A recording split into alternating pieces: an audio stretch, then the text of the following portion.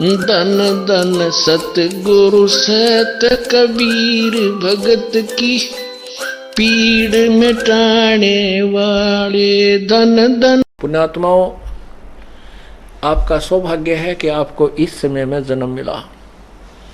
इसके विषय में आपको एक बहुत ही उत्तम उदाहरण देता है दास। गुजरात के अंदर एक भुरंज शहर है और उसमें एक स्थान है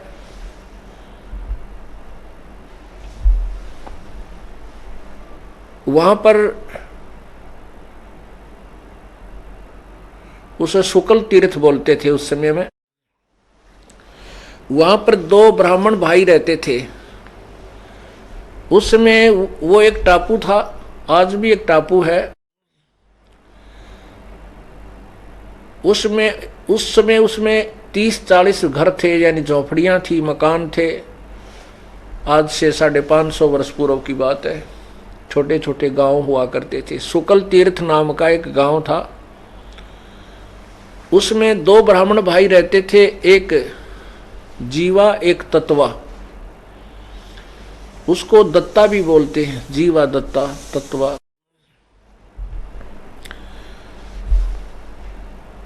उन्होंने सत्संग सुने।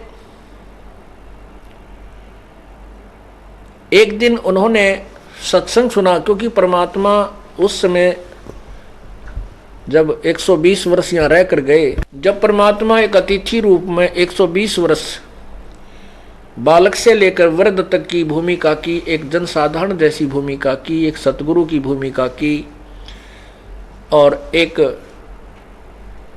सच्चे भक्त की, दास की, हर प्रकार से जो उन्होंने भूमिका की, वो हमारे लिए एक उदाहरण बनाकर चले गए।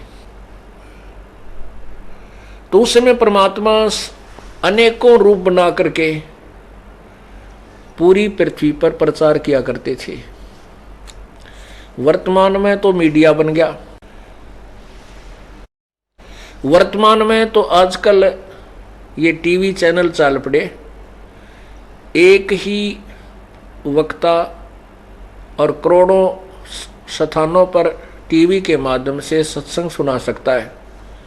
उस समय परमात्मा ऐसे ही अपने सैकड़ों रूप बनाकर जगह जगह सत्संग किया करते थे। कहते हैं अप आरती अप साजे, अप किंगर अप बाजे, अप ताल झांझ झनकारा, आप नचे अप देखण हारा। परमात्मा अपने कामना आप सभी आप करता है। आप ही संत बनता है, आप ही भगवान है, आप ही दास बनता है, आप ही तत्वदर्शी संत बनता है। स्वयं ही सतगुरु की भूमिका करते हैं। अपने अन्य रूप में वो परमात्मा गुजरात में उसी शहर के शुक्ल तीर्थ के पास सत्संग फरमा रहे थे। ये जीवा और तत्वा दोनों भाई परमात्मा की चाह में सत्संग सुनने, जहां भी किसी ऋषि महर्षि या भगत संत का कोई सत्संग सुनते थे, दोनों भाई सारे काम न त्याग के वहां पहुंच जाते थे। परमेश्वर ने सत्संग यही फरमाया कि पूर्ण संत बिना मोक्ष नहीं हो सकता, और पूर्ण संत के बिना साधना करना भी व्यर्थ है।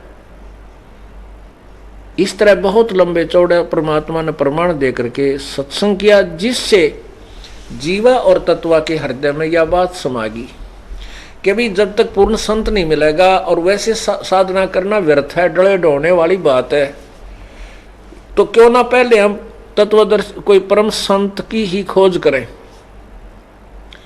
उसके बाद ही हम साधना शुरू करेंगे।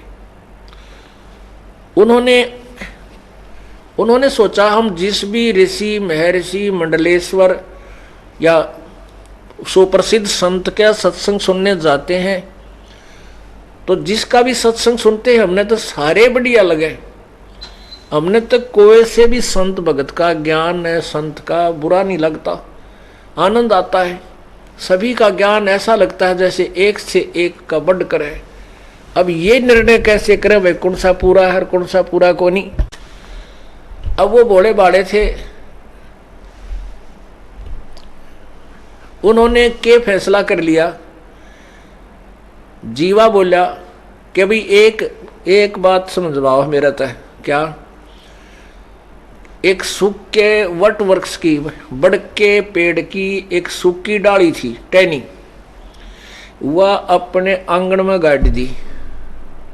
जैसे पौधा लगा कर ऐसे गड्ढा खोद कर और उसमें वह सूखी टहनी बड़की वट वृक्ष की सूखी टहनी गाड़ दी जैसे पौधा लगा कर। और कहने लगा, जीवा बोला भाई एक काम करते हैं, हमारा तेनों समझ में आता नहीं किसका ज्ञान खरा है किसका खरा को नहीं, कौन संत पूरा है कौन अधूरा है। भाई जिसके हम संतों के गुरुओं के पैर धोवांगे, हमारे घर पर बुलावांगे, आदर से सत्संग करवावांगे और सत्संग सुनकर उसके बाद उनका चरण धो करके इस टहनी में डालेंगे। यदि ये टहनी हरी होगी तो पूरा संत मानांगे, नहीं तब हम नाम लिया को नहीं। चाहे इससे अच्छा तो ना भक्ति करें वो बढ़िया। उन्होंने पहले तो आसपास जितने भी कोई संत भक्त मिलते जो सत्संग करने वाले उनको प्रार्थना करते, अपने घर सत्संग करवाते, उनका ज्ञान विचार सुनते, फिर चरण धो करके उस टहनी में उस गड्ढे में डाल देते जिसमें सूखी लकड़ी गाड़ रखी थी। जब उन्होंने देखा कि इनसे कुछ नहीं बात बन रही, फिर सुना उन्होंने कि वहां एक बहुत बड़े मंडलेश्वर रहते हैं, एक बड़े सिद्ध पुरुष रहते हैं। कोई गुफा में बताए, कोई तो धूने पर तप रहे हैं, वो बताए कहीं उल्टा खड़े हैं, कोई जल में खड़े हैं। फिर वो दोनों भाई उनके पास गए, पहुंचे उन महापुरुषों के पास। उन्होंने घर पे आने से तो इनकार कर दिया। फिर उन्होंने प्रार्थना की, प्रभु आपके दास आपके चरणों की रज पान करना चाहते हैं, कृपा चरणामृत देने की कृपा करें।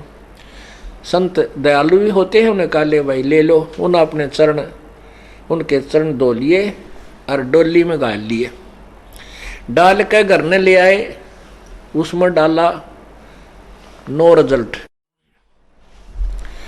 उन्होंने सभी जितने भी जहां भी जिसने बताया वहां पहुंचे, उनका चरणामृत ले आए और टहनी में डाल दिया, लेकिन वह लकड़ी गलन लगी।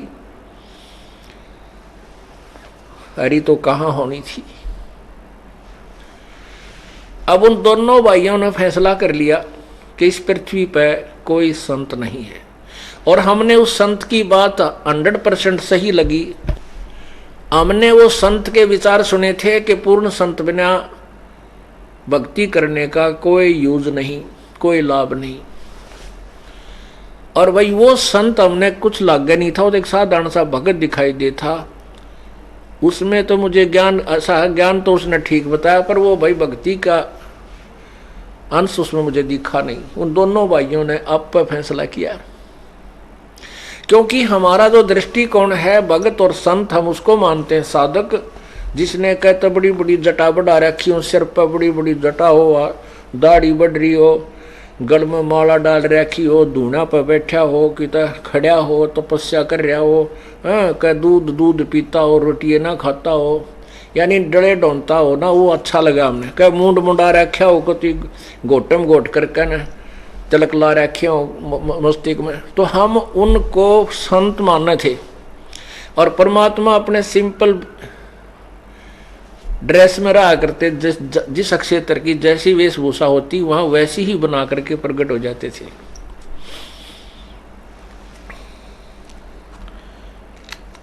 तो फिर उन्होंने वो परमात्मा को पहचान नहीं सके। उन्होंने ये एक का फैसला कर लिया और दोनों भाई रोने लगे।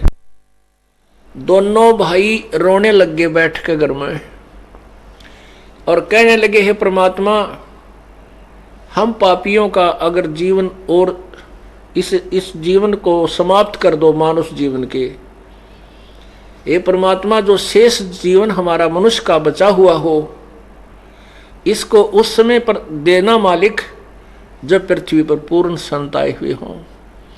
ऐसा कहकर फूट फूट कर रोने लगे बुरी तरह, और कोई संसार में कुछ भी वस्तु उनको अच्छी नहीं लगे। बार बार यही प्रार्थना करते हैं, परमात्मा ये मनुष्य जीवन व्यर्थ है, हे भगवान ये अनमोल पूंजी जाने लग रही है, संत परम मिले नहीं और ये मोक्ष हो नहीं सकता।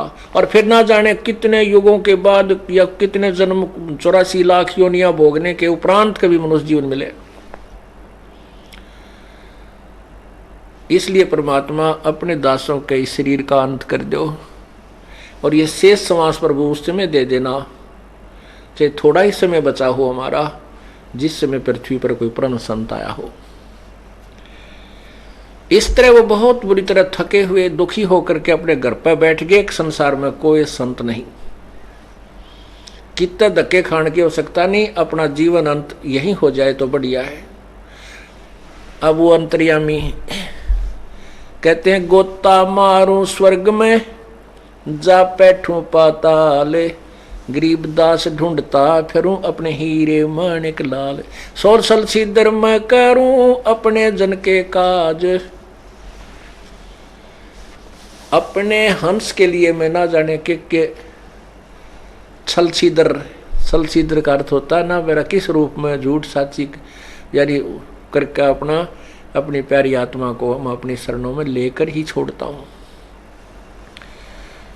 अब जिसको परमात्मा की तरफ इतनी हो जाती है, भगवान निकट पहुंच जाता है उसके पास। कबीर परमात्मा जब उनमें ये तड़फ बनी, परमात्मा एक वैसे अपने सिंपल वेशभूषा में और दाढ़ी बढ़ा रखी थी प्रभु ने, ऊपर टोपी पहन रखी। अब परमात्मा कबीर परमेश्वर जी जीवा दत्ता की झोंपड़ी के सामने से और ऐसे गली से गुजर रहे थे। जीवा बाहर खड़ा था। अब पुण्यात्मा होती हैं, उन्होंने परमात्मा की दाढ़ी बढ़ी हुई थी, उसने सोचा ये महात्मा है, चरणों में प्रणाम किया। महाराज सत साहेब राम राम राम राम भाई नो कहेगा भगवान आगे न चल पड़े। अब कहते हैं, करे करावे साइया मन में लहर उठा, तादू सिरदर जीव कह वो आप बगल हो जा। अंदर प्रेरणा करी मालिक ने जीवा कहे, जैसे इस संत ने क्यों ना अपने घर बुला लूं, ईसा महात्मा बहुत अच्छा लग रहा है मुझे तो, क्योंकि आत्मा को परमात्मा खींचता है। जब आत्मा के साथ से भगवान जा रहा था तो उसके अंदर एक विशेष कसक होगी।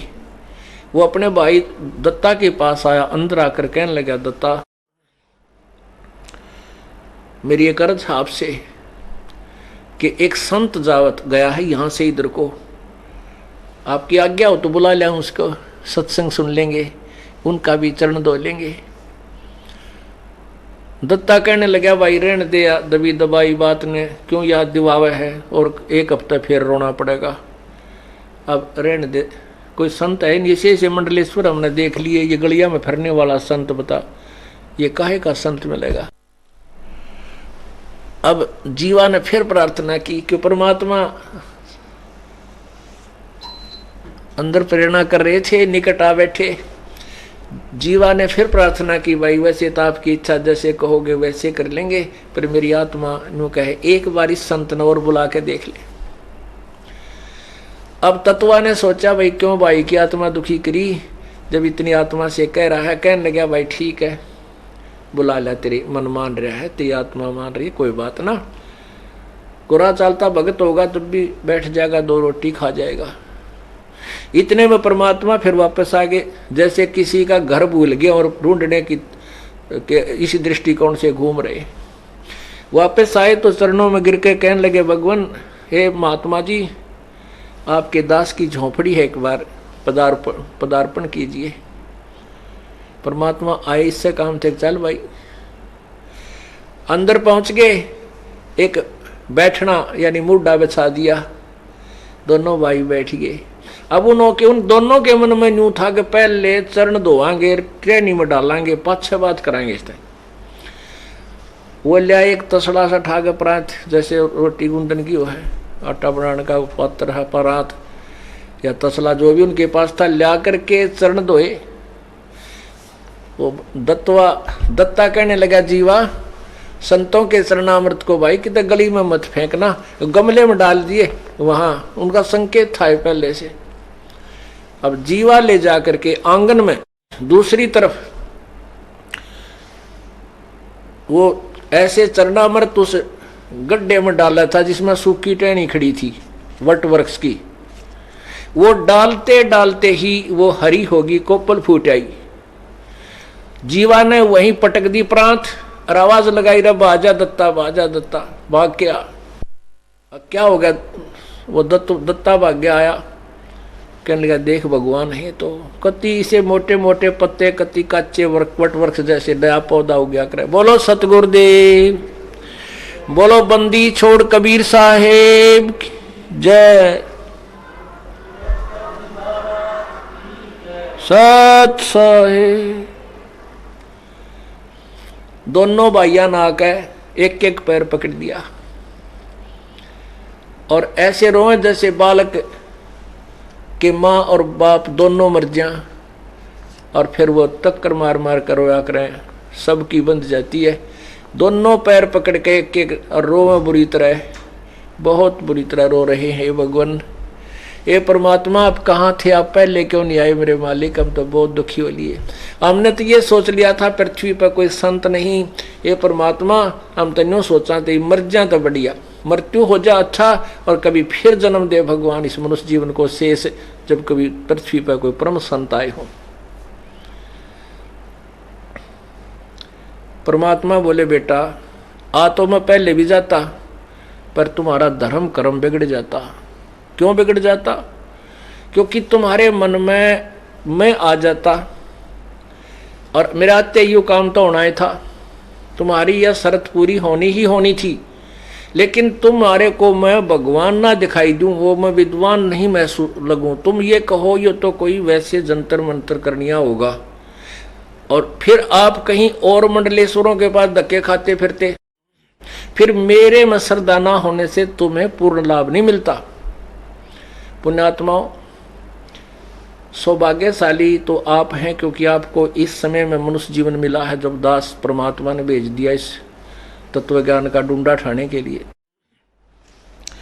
और उससे भी ज्यादा सौभाग्यशाली वो हैं जो पहले इन मंडलेश्वरों द्वारा और सब संतों द्वारा धक्के खा लिए और अब इस दास के पास आएंगे, इस ज्ञान को सुनेंगे। वो और भी सौभाग्यशाली हैं क्योंकि वो फिर डगमग नहीं होंगे। और जैसे कोई पहली बार यहाँ आ गया, हमने ज्ञान सुनाया, ज्ञान समझ में आ गया, फिर वो सोचता है कहीं वो इतने बड़े संत जिसके लाखों शिष्य हैं, कहीं उसके पास ज्यादा मसाला हो, यहाँ से हटकर उसके सत्संग भी सुनने चला जाता है, उसमें आस्था बनाकर गया हो, वैसे तो जा ही नहीं सकता। तो वहां जाने से यहाँ आपका नाम खंड हो जाएगा, क्योंकि आपकी आस्था, आपकी भक्ति अनन्य नहीं रही। तो वो फिर उसके अंदर जो है ना थोड़ा विकार पैदा हो जाएगा, वो लेट हो जाता है। और जो सब जगह धक्के खा लिए, कोई तो अपने दुख निवारण के लिए घूम लिए, कोई मोक्ष पाने के लिए घूम लिए, वहाँ कोई वस्तु मिली नहीं, वो अब यहाँ आए हैं, वो और भी सौभाग्यशाली समझना। और जो पुण्यात्मा मेरे जैसे थे, जो हनुमान जी और रामकृष्ण हर के गुण गाते फिरा करते, वह तो वैसे सौभाग्यशाली है क्योंकि वहाँ तो कोई स्थिर ज्ञान था ही को नहीं। हमारे को ये ज्ञान समझ में आया, तुरंत समझ में आ गया, तुरंत ग्रहण कर लिया। यदि हमारे बीच में कोई संत और घुस रहा होता, वो हमने ठिकाना लगन नहीं दो, क्योंकि हम उसके पास पूछने जाते, अब जी वहाँ से सुना है।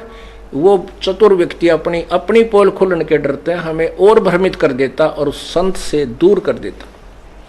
दूसरे नंबर पर सौभाग्यशाली वो हैं जो किसी संत के नहीं फंसे थे। तो पुण्यात्मा परमात्मा यही बताना चाहते हैं कि जीवा दत्ता, मैं पहले भी आ जाता और पहले आते ही तुम्हारी ये शर्त भी पूरी हो जाती, लेकिन तुम्हारा पेटा नहीं भरा हो, तुम्हें विश्वास नहीं होता कि ये संत हो सकता है, क्योंकि तुम्हारा दृष्टिकोण संत की परिभाषा कुछ और बना रखी थी। गले में माला हो, बड़ी बड़ी दाढ़ी हो, आंख मीच कर बैठा हो, बोलता ना हो, धूने बतपता हो, या मूंड मुंडा रखा हो कति, है, कपड़े ना पहनता हो, कति एक वस्त्र में एक लंगोट में रहता हो, तुम ऐसे डरे ढोने वालों को संत मान रहे थे। ये दोनों भाई सुनो है कहा जी ने ऐसी ऐसे बिल्कुल सही कह रहे हो। और भाई दूसरी बात यह है, तुम कह रहे हो कि पृथ्वी पर जो संत नहीं होगा, कोई संत नहीं, यदि पृथ्वी पर संत ना हो तो इसमें आग लग जा। ये तो परम संत की शक्ति से संतुलन बना रहता है बेटा। तो इस प्रकार परमात्मा ने उनका भ्रम निवारण किया और फिर ये तत्व ज्ञान सृष्टि रचना सुनाई। ओहो, अब दोनों भाइयों ने, क्योंकि ब्राह्मण दोनों भाइयों ने उपदेश ले लिया और साथ में बच्चों ने भी ले लिया। अब वो दोनों भाई जगह जगह गांव में, गवांड में, रिश्तेदारी में ये एक सत्व ज्ञान की चर्चा करें और उनसे प्रश्न करें कि बताओ ब्रह्मा विष्णु महेश के माता पिता कौन है। वो कहें झूठ बोलते हो, तुम बकवाद करते हो, तुम देवताओं को हे बताते हो। तो सारे ब्राह्मण लोग उससे विपरीत हो गए। जब उनको पता चला कि इन्होंने काशी वाले एक धानक से नाम ले लिया, एक काशी में रहने वाले जुलाहे को गुरु बना लिया, तो ब्राह्मण समाज ने उसको जाति से घेर दिया, दोनों को जाति से निकाल दिया और कह दिया कि कोई बात इनसे कोई संपर्क नहीं रखेगा। अब आगे समस्या पहाड़ तबारी। जीवा कहता लड़की थी और दत्ता कहता लड़का। अब वो बालक शादी के योग्य हो गए। कोई भी ब्राह्मण समाज में शादी करवाने उनकी बात सुनने को तैयार नहीं, उनके लड़कों की कोई एक्सेप्ट नहीं करे, ना लड़की का ब्याह स्वीकार करे, ना लड़के की कोई शादी करे। परमात्मा का आगे रोए भगवान ने, ईब क्या होगा। परमात्मा आए घूमते फिरते, जैसे आज याद किया हो 2-3 दिन में आकर प्रकट हो गए। कहने लगे भगवान आपकी दया से ज्ञान समझ में आ गया, सिर धड़की बाजी दाता, अब पहाड़ में जाओ, ये समाज हमारे बात समझ में आ गई। पर एक समस्या होगी परमात्मा, मेरा तो एक लड़का एक लड़की, भाई का लड़का है, मेरा लड़की है। जीवा कहने लगा इनकी कोई शादी नहीं करता, कोई स्वीकार नहीं करता, बालक ब्याहने योग्य हो गए, समस्या आ गई या और आप ही हल करोगे प्रभु। परमात्मा बोला भाई होगी हलियात है, तुम ऐसे कहने लग जाओ, एक पत्र पुत्र लिखकर आसपास अपने सब जगह भेज दो कि भाई तिथि निर्धारित कर दो कि जीवा की लड़की और दत्ता के लड़के का ब्याह कराएंगे और इस तिथि को उन दोनों का ब्याह होगा। अब उन ब्राह्मण लोगों ने पता लग गया भैया तो इज्जत का नाश होगा, बड़ी बात बिगड़ी। फिर उनकी मीटिंग हुई ब्राह्मण उसका शुक्ल तीर्थ के ब्राह्मणों की।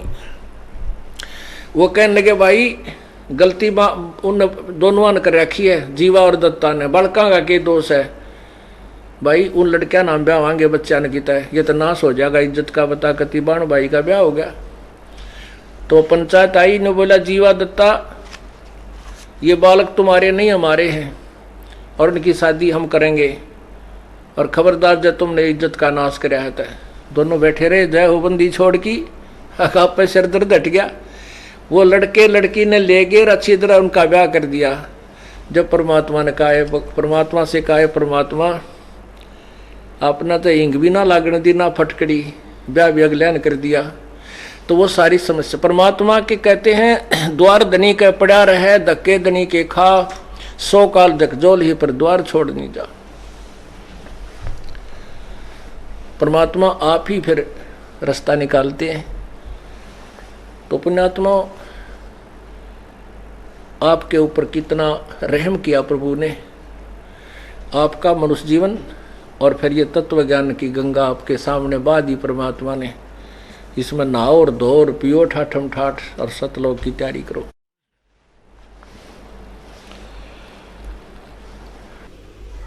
सत सही।